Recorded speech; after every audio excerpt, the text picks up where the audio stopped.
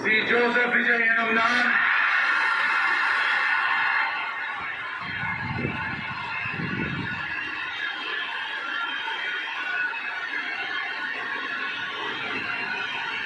சட்டப்படி அமைக்கப்பெற்ற இந்திய அரசியல் அமைப்பின்பால் உண்மையான நம்பிக்கையும் மாறா பற்றும் கொண்டிருப்பேன் என்றும் தமிழ்நாட்டு அரசின் முதலமைச்சராக உண்மையாகவும் புலச்சான்றின்படியும் என் கடமைகளை நிறைவேற்றுவேன் என்றும் அரசியல் அமைப்பிற்கும் சட்டத்திற்கும் இணங்க அச்சமும் ஒருதலை சார்பும் இன்றி விருப்பு வெறுப்பை விலக்கி பலத